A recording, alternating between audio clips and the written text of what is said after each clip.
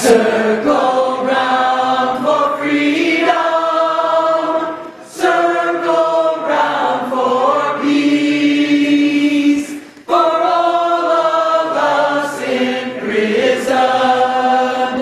Circle for release, circle for the planet, circle for each soul, for the children of our children.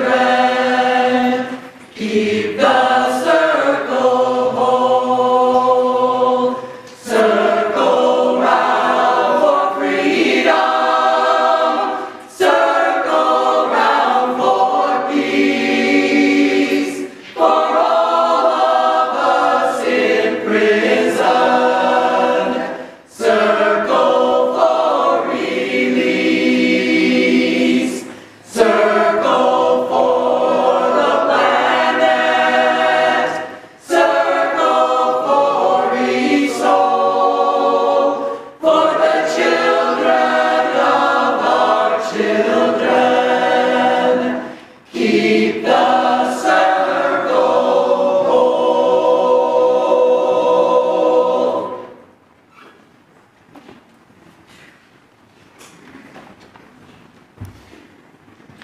Good morning.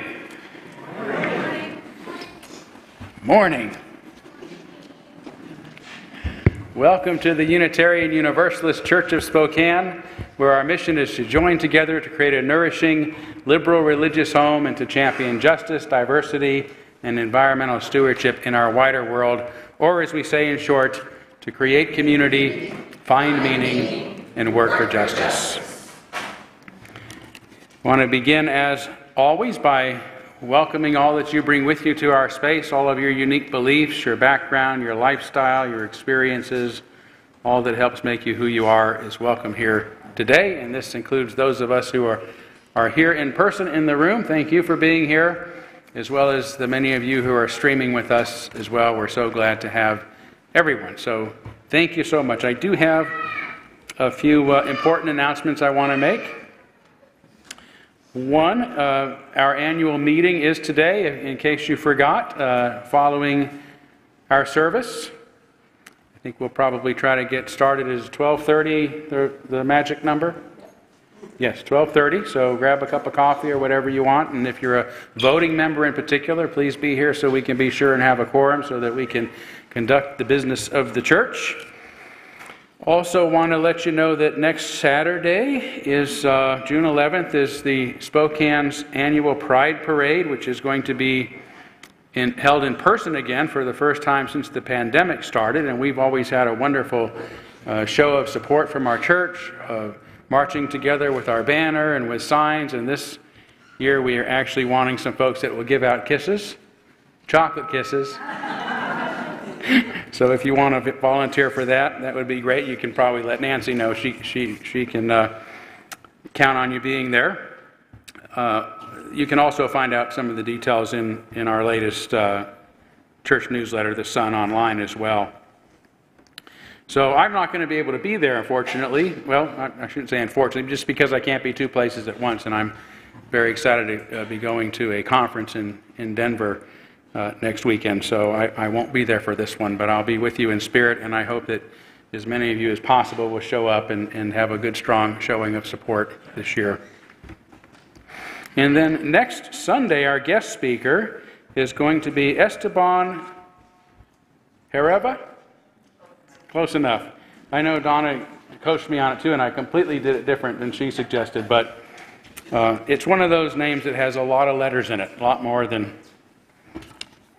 I don't know how to pronounce. So my apologies to the president and CEO of Spokane Pride, who I'm sure will tell us how to pronounce his name when he's here. But he's going to be here next Sunday as our special guest speaker to share his story about how he came to understand Pride as a platform for love and acceptance and inclusion of all, which is something we agree with, I know, here in the Unitarian Universalist Church of Spokane.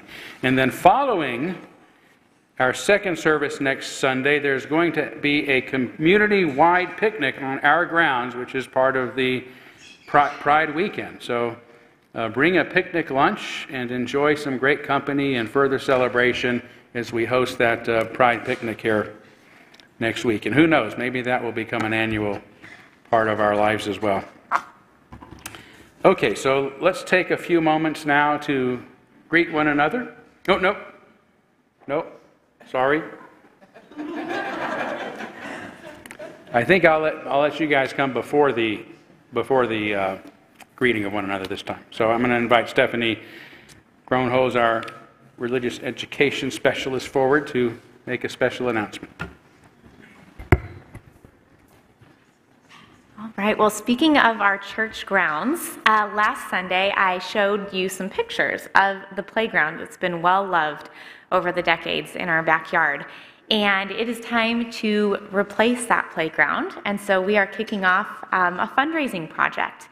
And instead of hearing from me again, second week in a row, I wanted to give you an opportunity to hear from our kids. So first service heard from my son Max. And this morning I've got Brooklyn Christensen, who's part of our religious education program. And I would like for Brooklyn to share a little bit about why she thinks we need a new playground.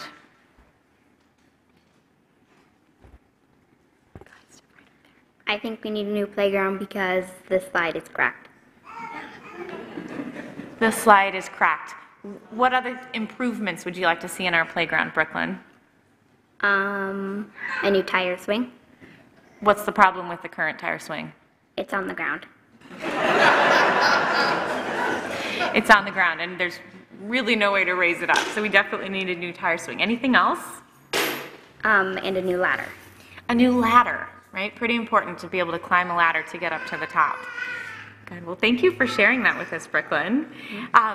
We are kicking off our fundraising today with a bake sale. So at the back of the sanctuary after the second service, right where Alex is waving at you, we've got a variety of baked goods that we are just giving away in exchange for a donation. If you are interested in contributing but don't have cash, you can write a check and just write playground in the memo line, and you can do that with an online contribution as well. And the notes section just mentioned that this is for the playground fundraiser. One of the reasons why we're investing in a new playground is because we are going to be spending a lot of time outside this summer, right, Brooklyn? Mm-hmm.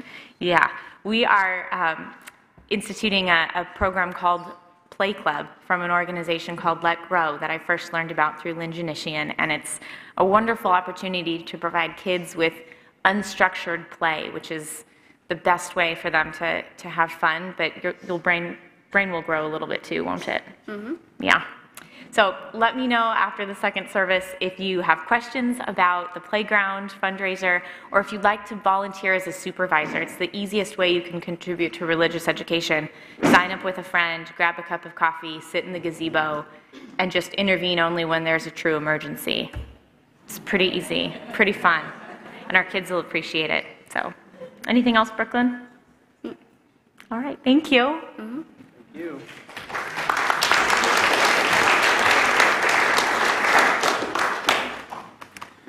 Thank you both. And let's take just a couple of minutes this morning to greet one another. So go ahead and take some time now.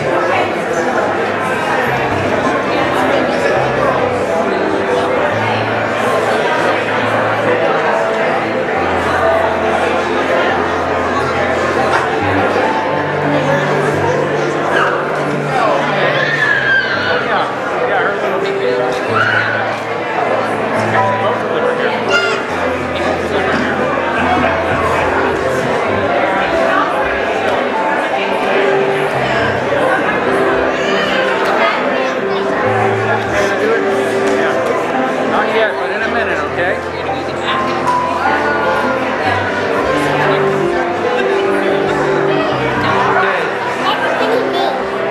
Yeah. Okay, are we ready? Let's do it.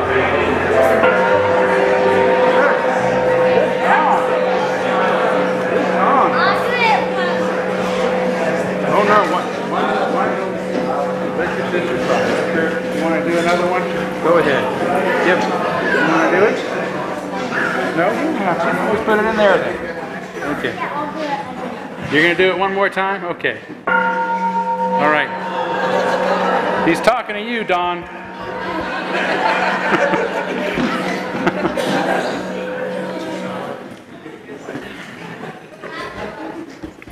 All right. Thank you for settling down. Let's move forward now by lighting our chalice, the symbol of our faith, the symbol of our unity and our solidarity, of our openness and our inclusion, of our community and our individual uniqueness. May this small flame be our offering of warmth to those who are cold and alone, and a light to those in darkness. May it be a flame that ignites justice in our world and a beacon of hope to those in need, and may it reflect at least a spark of truth wherever truth has been lost, and cast a healthy shadow of doubt wherever it's been found.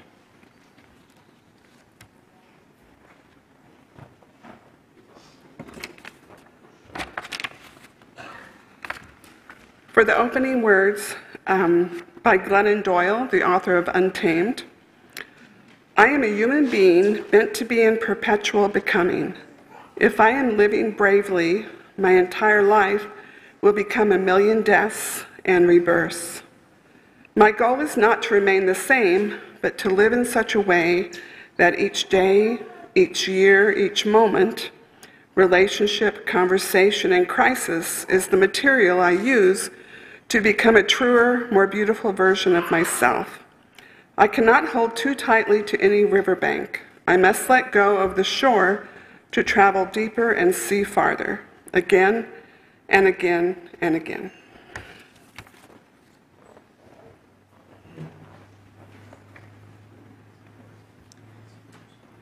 Before we all took a dive into the pandemic, this congregation was starting to really love something out of our teal softback hymnal, and it was called Meditation on Breathing. And it's one of those situations that you can take any number, there are 3 parts, and you can take whichever one you want to stay with. If you consider yourself a monotone, you can do breathe in, breathe out the whole way. Or you can come on with the altos when they come in with the melody, or you can come on with the sopranos if you have a higher voice. So I wanted to get this one in before our choir breaks for the summer. This is their last time with us until hopefully next fall, when we will hopefully have COVID tamped down enough to have them back in the fall. So please watch the screen. The words are simple, and come along.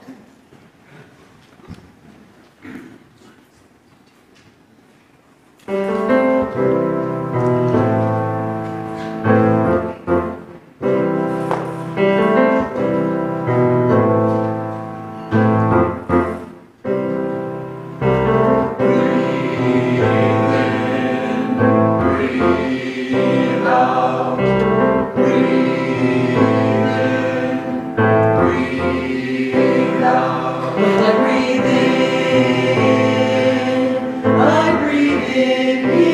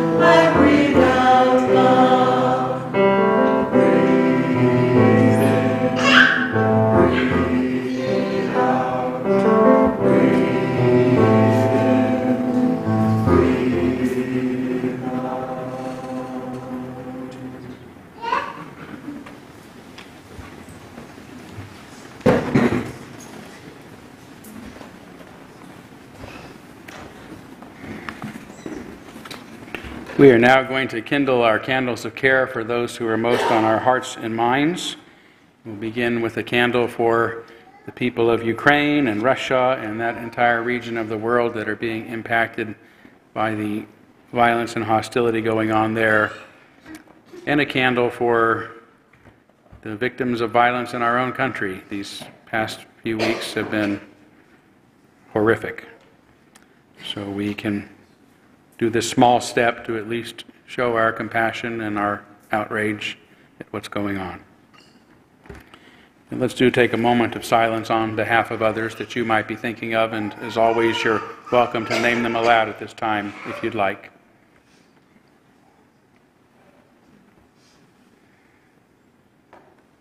Mary, Molly,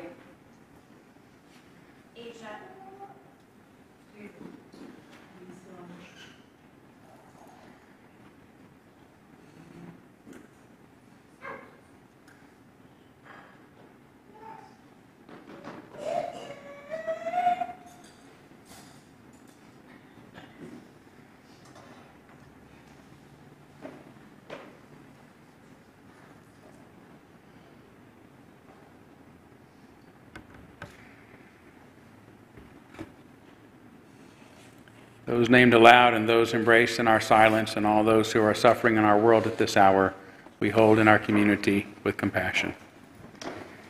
We now gratefully give and receive this morning's offering, which helps sustain this community and our mission to the larger world.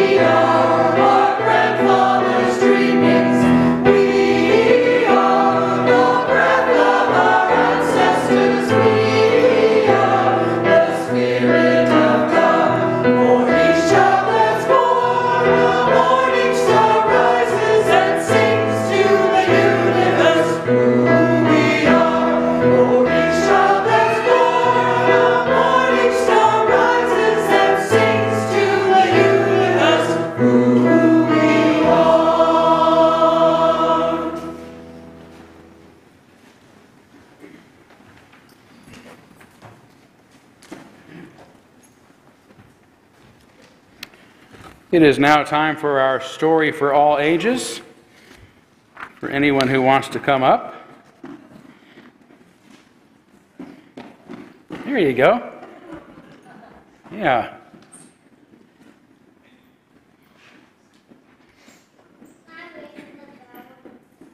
Can you ring the bell when it's time to? Are we going to have a bell ringing? Another bell ringing, you think? We are? Okay. When it's time, you can ring it. Okay?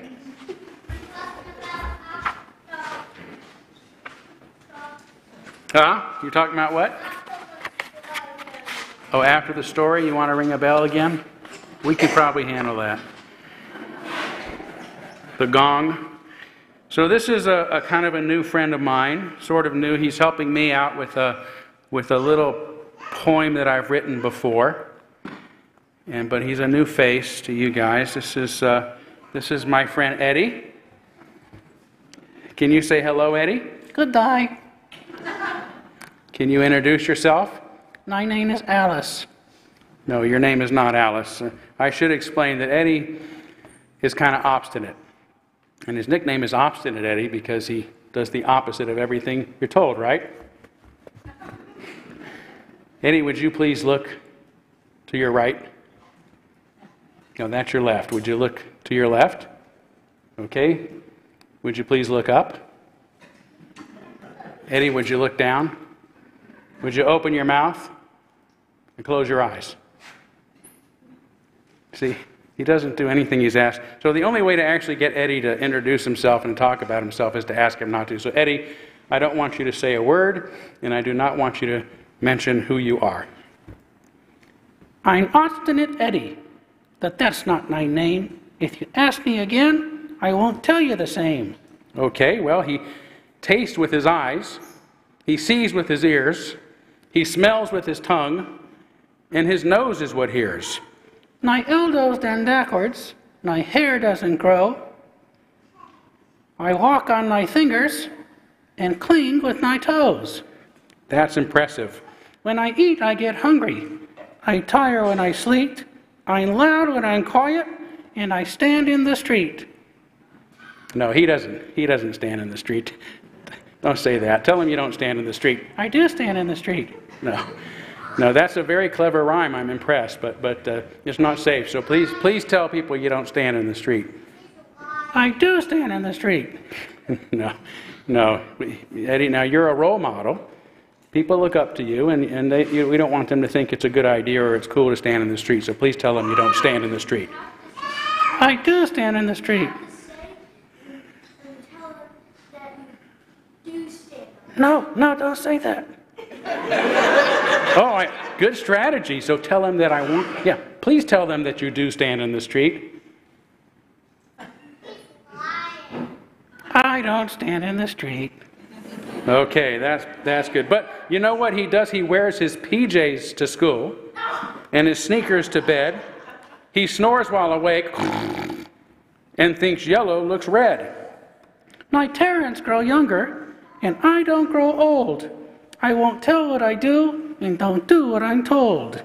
He cries when he's happy. He smiles when he's sad, calls grandmother Pappy, and laughs when he's mad. I'm Obstinate Eddie, but that's not my name. I'm late when I'm ready and turn green when ashamed. Oh, now. I rock in recliners. I eat on my bed, wear raincoats in sunshine, and socks on my head. Wow. He plays baseball with oranges. Well, I don't know if he does, but that's what it sounds like when a ventriloquist says it.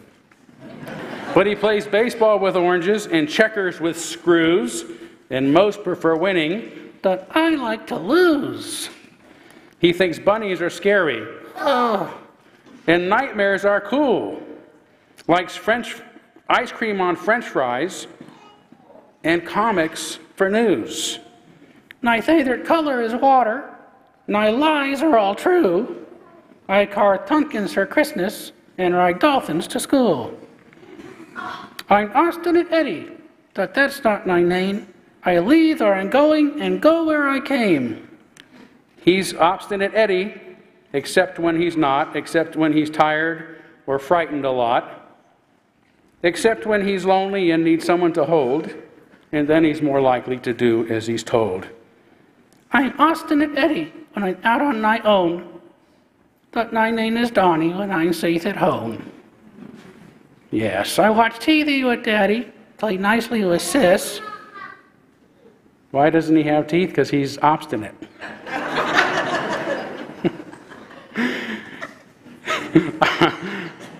Play nicely with Sis and get cookies from Mommy if I clean up my mess. That's very true. He's Obstinate Eddie, except when he's not, and if truth is worth telling, he's not quite a lot. I'll decide in the morning when I'm raring to go. So ask my name then, and I might just let you know. Very good. Thank you, Eddie. Now please say you're welcome and hello. Thank you, and goodbye. Thank you. Thank you.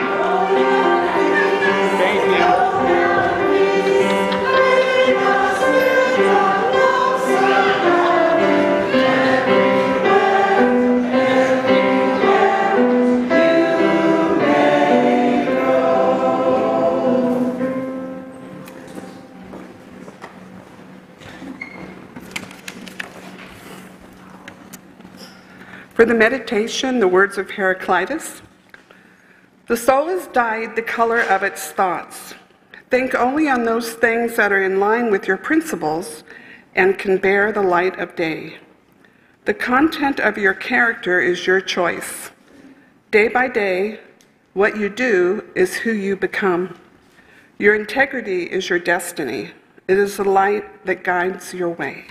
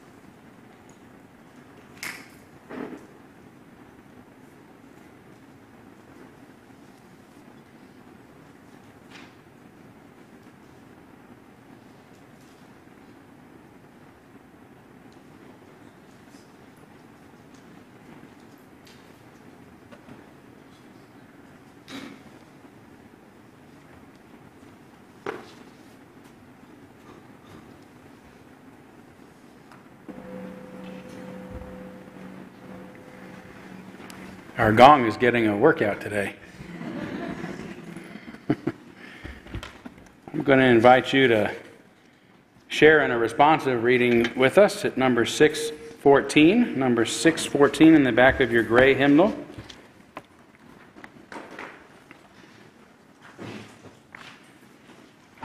(614).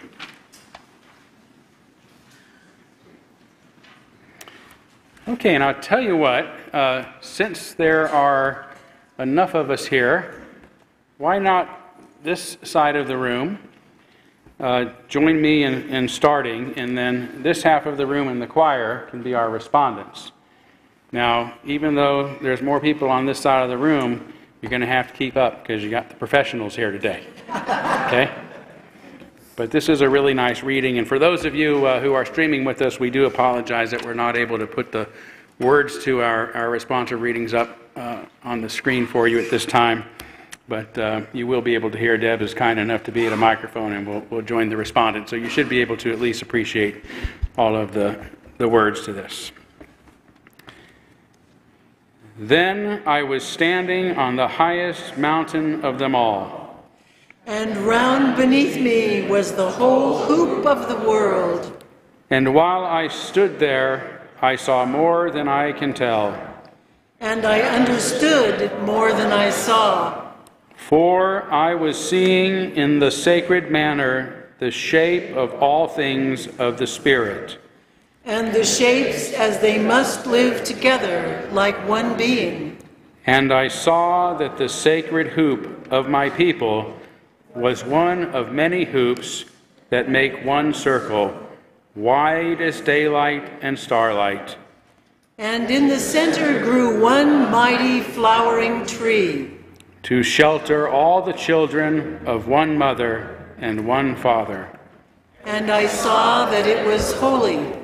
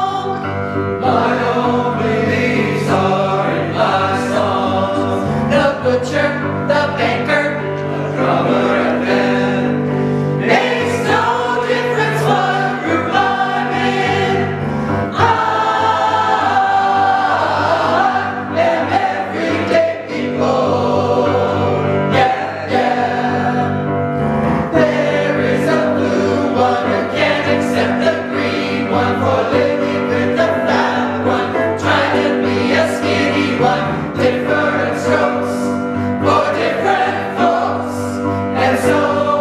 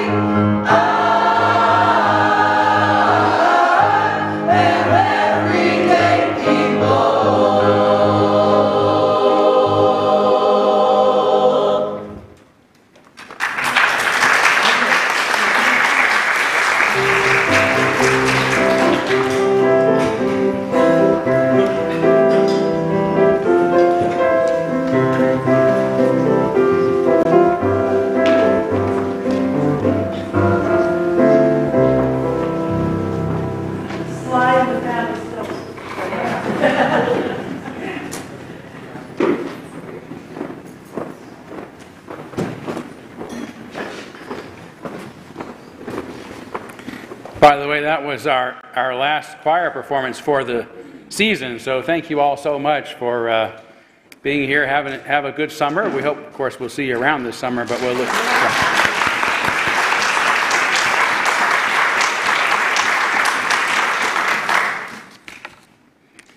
So I'm going to talk for quite a bit this morning about uncontrolled stops. Not because this is a Unitarian Universalist church and we'll talk about just about anything.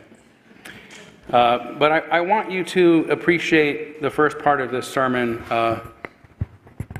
for its allegorical value as metaphor. So as you're hearing me talk about all the boring rules of the road, think about how they might apply, and then I'll get to that in a little bit.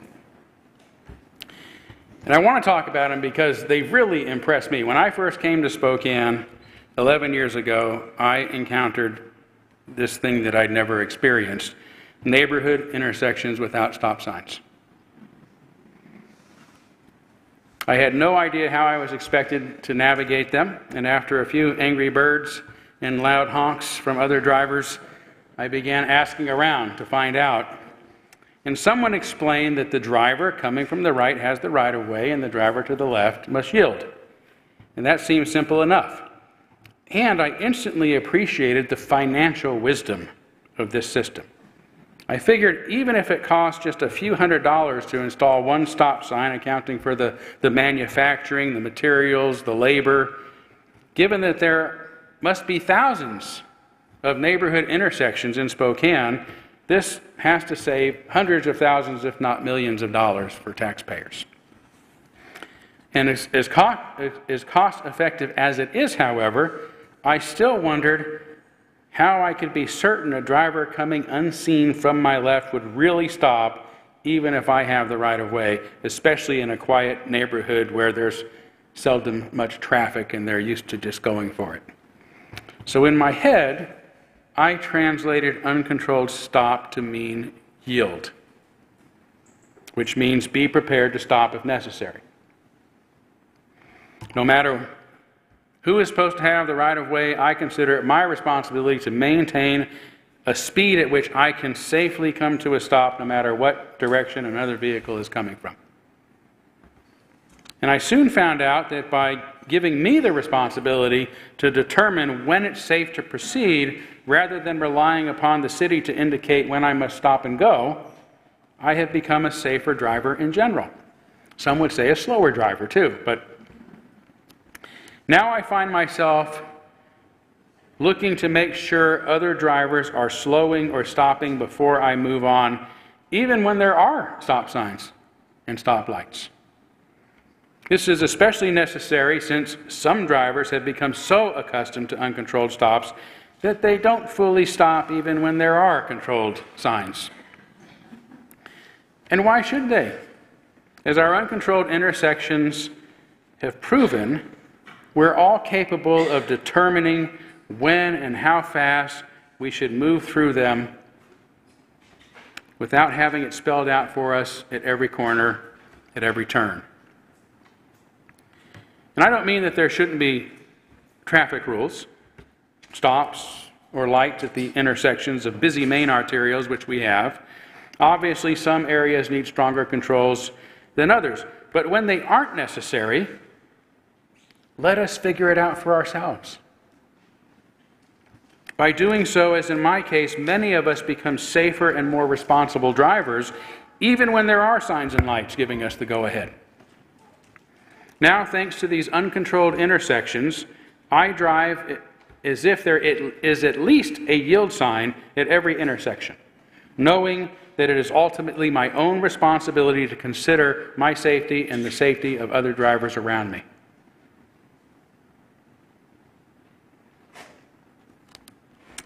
Until moving to Spokane, I had been conditioned to let the authorities do my thinking for me, at least when it comes to driving. Before then, I wasn't looking for other vehicles as much as I was watching out for signs and lights.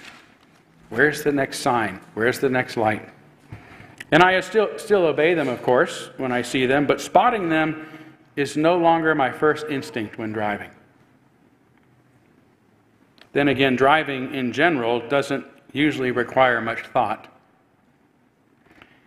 Once we get the hang of it, driving becomes automatic, freeing us to think about other things while we're doing so, to converse with our passengers, to have hands-free phone calls, to listen to books or music. Driving is so habitual that sometimes we end up mistakenly taking a routine exit because we weren't really thinking about our actual destination. Anybody ever have that happen? And this is how human behavior works. It eventually becomes habituated so that we don't have to think about it. Learning a new skill, it takes a lot of initial mental concentration, but thinking also consumes most of our energy. Learning skills well enough so that eventually we don't have to think about them is to our advantage, to our caloric advantage, if you will. Whether learning a particular dance, memorizing a poem, playing an instrument, learning a new job, or in this case, driving. Because of this, we can often go about routine tasks thinking about anything but the task at hand. We choose to learn some habits, and some habits are imposed upon us. We learn most of them through positive or negative reinforcement. If we want to learn to play the guitar, for example, our learning is positively reinforced whenever we make progress or successfully learn a favorite song. An example of negative reinforcement, on the other hand, would be when a child is learning to play the piano only because her parents threaten to punish her if she doesn't practice enough. Although traffic signs and lights protect us from accidents, which should be positive, they are negatively reinforced through fines and tickets when violated. Uncontrolled intersections, by contrast, are not positively or negatively reinforced, nor can they ever be safely navigated by habit or by thoughtless motion. Each time we pass through an intersection, we have to remain alert, thinking about what we're doing, actively looking to determine what's happening around us, adjusting our own speed accordingly without a clear line at which we must stop before proceeding forward. There are still legal speed limits and rights of way that we're expected to obey, but so much of it is left up to us. So all of this leaves me thinking about how much more of our everyday behavior has been socially conditioned through positive and negative reinforcement, yet that we engage in without much thought. And how often as a society are we quick to solve every problem with a new decree, an ordinance, a regulation, a law? I'm not saying we shouldn't have some of these restrictions. In many cases, I'm glad we do. But the instinct to make new rules in the immediate wake of every problem seems a bit more controlling and authoritarian than we should expect in a free society. Not every task needs a hammer.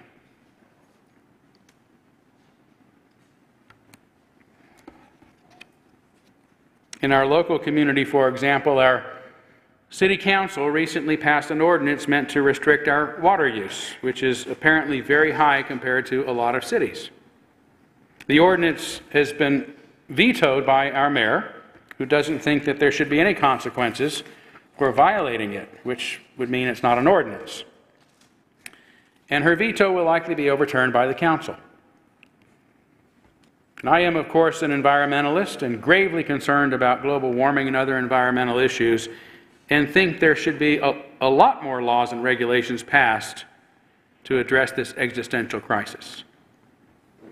But I'm also aware that in this case, most of us only learned about our city's extreme overuse of water about the same time talk of this new ordinance began being discussed. And I wonder what might have happened if our city leaders would have first addressed the matter with a public awareness campaign, so that we might voluntarily begin reducing our use of this precious resource. What if, before laying down the law, our first instinct would have been to appeal to the goodness and the maturity in each other by simply providing us the information we need to respond responsibly. Would our water usage rates go down equally as well or even better? The difference is that when mandated by an ordinance, curtailing water overuse is the responsibility of our city authorities, ultimately. We just need to watch out for where they've placed the stop sign. But if armed with information and ideas about what we ourselves can do to help solve this problem, we become the most responsible individuals for protecting this vital resource. Instead of just going about our lives letting public officials do our thinking for us, we act like stakeholders who must take responsibility for the consequences of our own actions, just as we must at uncontrolled stops. The real question before us then is a theoretical one. Are people so selfish and base that their behaviors must be strictly controlled by society? Or are they fundamentally social beings who, when given the freedom and encouragement to make their own choices, will consider the welfare of others as much as their own?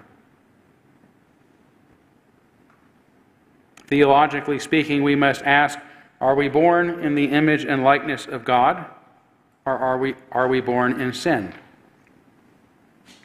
Is human nature fundamentally good or evil? These aren't simple questions to answer because people encounter different obstacles in their processes of maturation, causing some to never fully unfold as human beings. Some of them never grow beyond their most base desires and anxieties, which causes them to remain authoritarian thinkers who have an urge to control everything and everyone around them. We all know the type. But others of us do unfold and achieve our fuller potential so that we develop care and respect for others while feeling less need to control everything around us. So the even more fundamental question is, which of these states is the most common? Is humanity comprised mostly of people controlled by their base and selfish desires? Or do most of us mature into responsible, compassionate human beings? Compassionate adults. Is humanity trustworthy? Or must it be conditioned and controlled? This is an age-old question.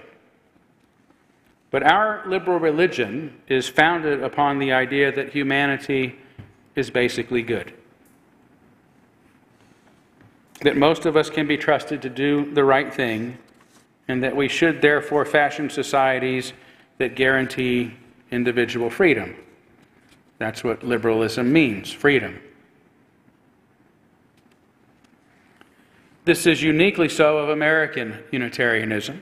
In particular, it was born in argument against the New Birth movement during the so-called Great Awakening of the 18th century in this country, based upon the idea that all humans are born in a natural state of depravity because of original sin, and must therefore be born again.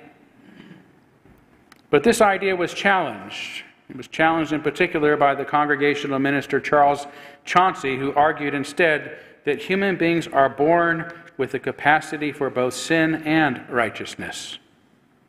Even if we're not always good, there is goodness within us.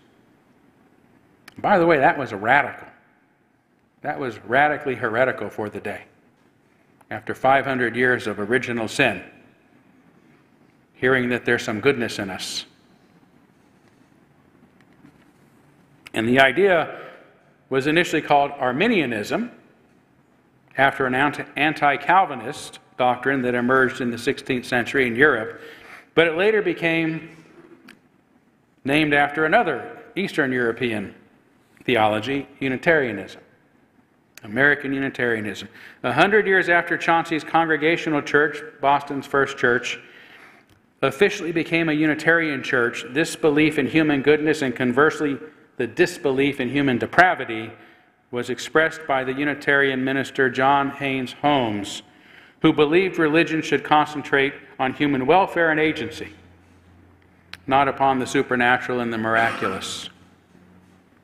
Later, in the early 1900s, one of Holmes' younger associates, the Universalist minister Clarence Skinner, wrote a declaration of social principles and social program that was adopted by the Universalist General Convention in 1917 that explicitly rejected the idea of inherent depravity, claiming that mankind is led into sin by evil surroundings, by the evils of unjust social and economic systems. In his book, Liberalism Faces the Future, Skinner said the starting point of liberalism must be the sense that at the core of human nature is something good and sound, an inherent moral capacity to choose the right. That was our religion, uplifting faith in humanity, uplifting the goodness, the inherent goodness in us all. Alas, Unitarianism is an anomaly. Most in our Western culture still hold a negative view of human nature, which again is rooted in this doctrine of original sin that was formalized by the church hundreds of years ago. Even among secularists, the term human nature remains almost synonymous with selfishness and debauchery, not altruism and love. That's just human nature. How many times have we heard that? And it is this negative view of humanity that leads the authorities to think that we have to establish rules for every little matter because they don't trust their citizens to do the right thing and work out our problems for ourselves. Thus, civilization has to be defended against the individual, Sigmund Freud said, and its regulations, institutions, and commands are directed to that task. It's almost always society against the individual because society cannot trust individuals to always put its priorities ahead of their own.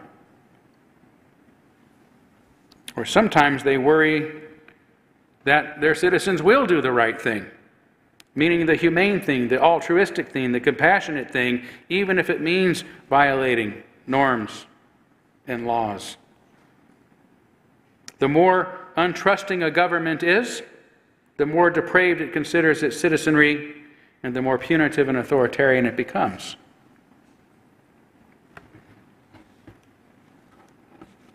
I mentioned John James Holmes, for example. Holmes is the man credited with introducing Gandhi to the Western world and making it aware of his struggles in India. Holmes became a Unitarian minister in New York City in 1907 and went on to become an advocate of the social gospel movement, a recipient of the Gandhi Peace Award, and an original founder of the NAACP and the ACLU, serving as the latter's first chairman, and also a leader of the Pro-Palestinian Federation. As a pacifist, Holmes openly spoke against the U.S. government's involvement in World War I, which was considered a violation of the 1917 Espionage Act. He was very courageous. And when Holmes presented his opinion during a Unitarian conference, the former U.S. President Howard Taft, himself a Unitarian, was present and became furious, leading him to make a motion to adopt a resolution stating Unitarians are resolved that it is the sense of this Unitarian conference that this war must be carried to a successful issue to stamp out militarism in the world, that we, as the Unitarian body, approve of the measures of President Wilson and Congress to carry on this war, restrictive as they may be. The motion was passed by a vote of 236 to 9. Over the next few months, the American Unitarian Association, the AUA, refused to assist any congregations whose ministers didn't support the war. And John Haynes Holmes resigned from the association in protest. This is an example of both a government and a religious association passing rules to curtail the freedoms, especially free expression, to serve their own interest. Not all laws or rules are so rigidly authoritarian. Many of them, as I said, are necessary and reasonable. But in an enlightened society, rules about what we must think or say are never reasonable and just. Being free to think and speak for ourselves is far more important than the freedom to pass through uncontrolled intersections. But the principle is the same.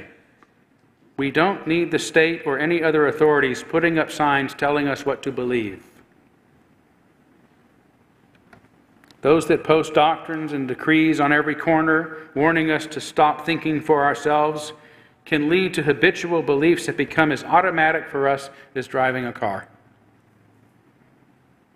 As Freud also said, it is in keeping with the course of human development that external coercion gradually becomes internalized.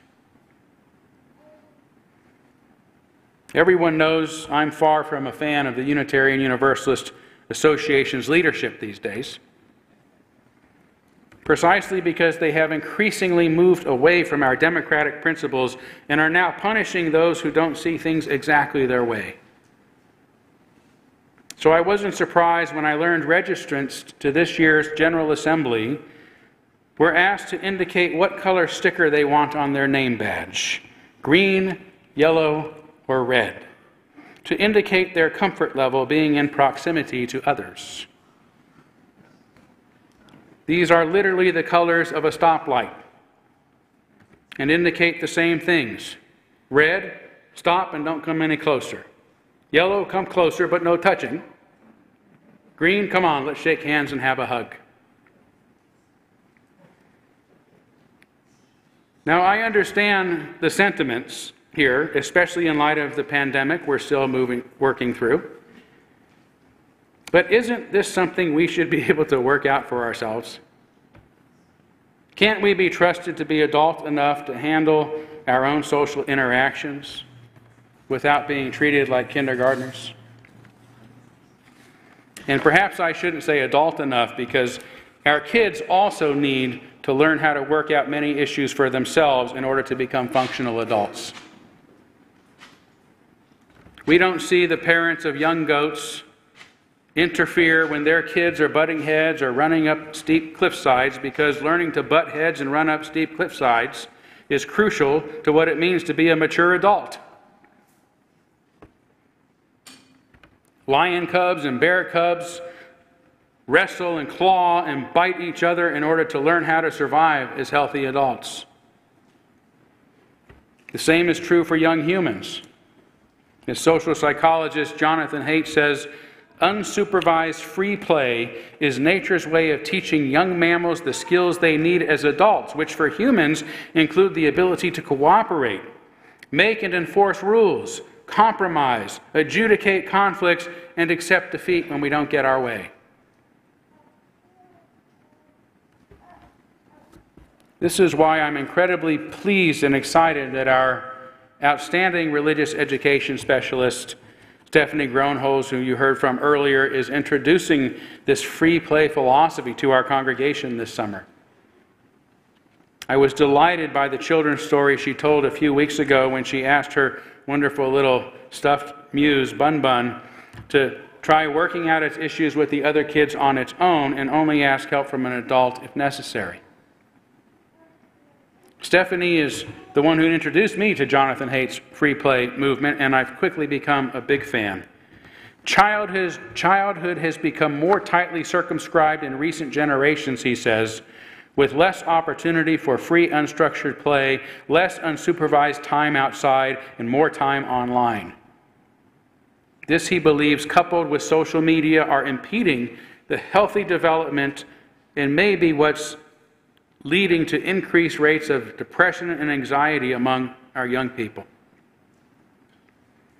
Haidt says, as these conditions have risen, and as the lessons on nuanced social behavior learned through free play have been delayed, tolerance for diverse viewpoints and the ability to work out disputes have diminished among many young people. And I think they've diminished among many older people too. This disturbing trend should be of special concern for us liberals and our liberal institutions. including our liberal religion, which have been most impacted by this illiberal and intolerant mindset. It's bad enough to have helicopter parents. We don't need helicopter conference planners to post up signs telling us when we can approach our peers, let alone entire helicopter societies making rules that guide us at every turn. As our own uncontrolled intersections prove right here in Spokane, we become more capable, responsible, and safer when we are allowed to determine our own course. Thank you.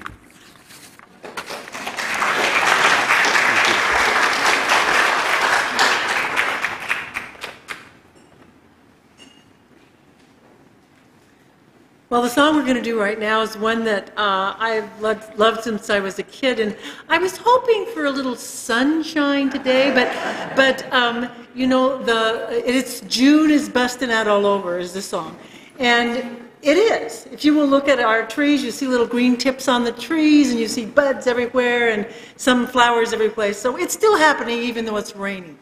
So and don't forget, we do have Sunny working our slideshow. Yes, yes, and we're gonna have Sunny for a postlude too.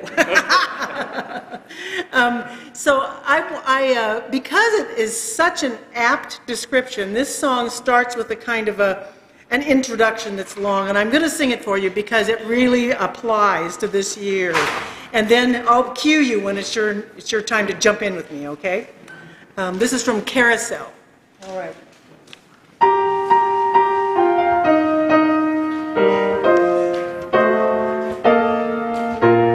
March went out like a lion, whipping up the water in the bay. Then April cried and stepped aside, and along came pretty little May. May was full of promises, but she didn't keep them quick enough for some. And a crowd of doubting Thomases were predicting that the summer'd never come. But it's coming, by gum, you can feel it come. You can feel it in your heart, you can see it in the ground, you can hear it in the trees, you can smell it in the breeze. Look around, look around, look around, here we go. June is busting out all over the meadow and the hill.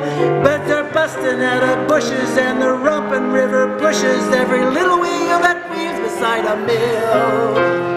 June is busting out all over. The feeling is getting so intense that the young Virginia's creepers are then hugging the bejeepers out of all the morning glories on the fence. Because it's June, June, June, June. Just because it's June, June, June. Fresh and alive and gay and young, June is a love song sweetly sung. Here we go again.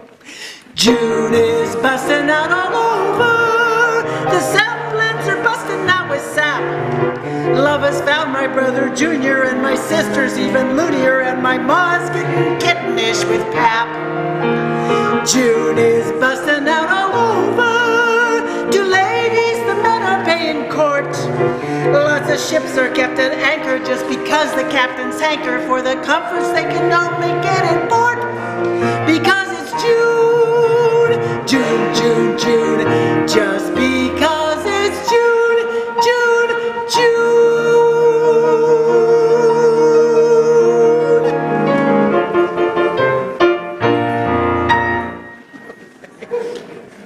All right. Please stand for shalom. I didn't have to stand for that, did I? Do you want me to? Okay. For the benediction, the words of Thomas More. Makers of craft will tell you that there's sometimes laborious work is a spiritual practice. And many a spiritual teacher will tell you that spirituality requires craft. You can become skilled at prayer, technically trained in meditation, and schooled in spiritual aspects of music and art. Spirituality doesn't grow like a flower. Rather, it comes into being like a temple or an illuminated manuscript through hard work, imagination, and skill. Amen, blessed be, salam alaikum, and shalom.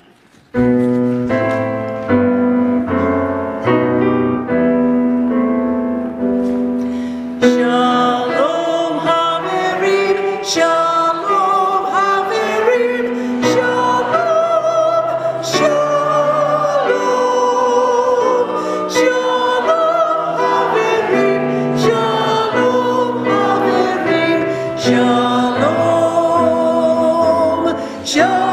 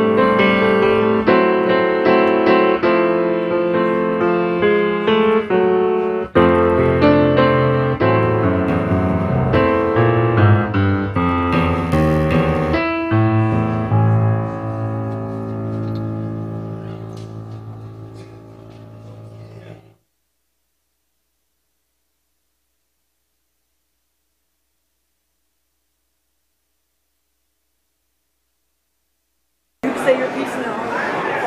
Say nothing.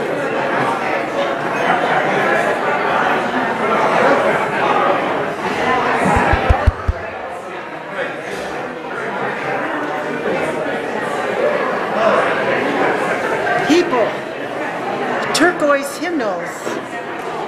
Turquoise hymnals out. Wet my whistle. Yeah, just under soon give it a gong and then say we're going to have our opening song. Good idea. You will be on the road. It's appropriate for a congregational meeting. Very, yes, very appropriate. Sure.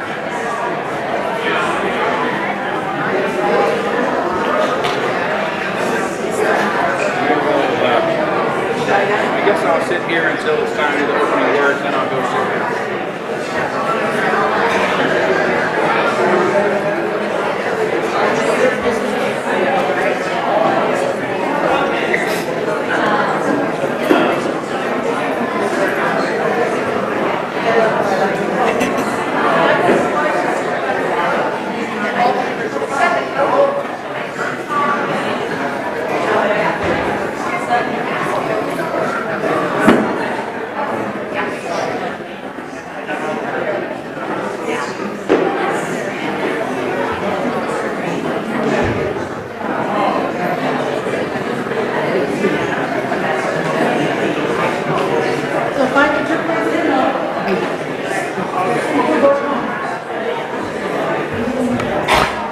The opening song will start shortly, but it's in the turquoise hymnal.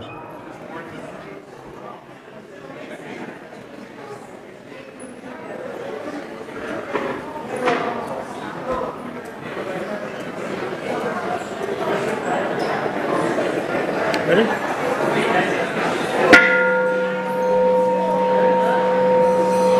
We're going to sing a congregational favorite, Blue Boat Home, but it will be in your turquoise hymnal, 1064. Here we go.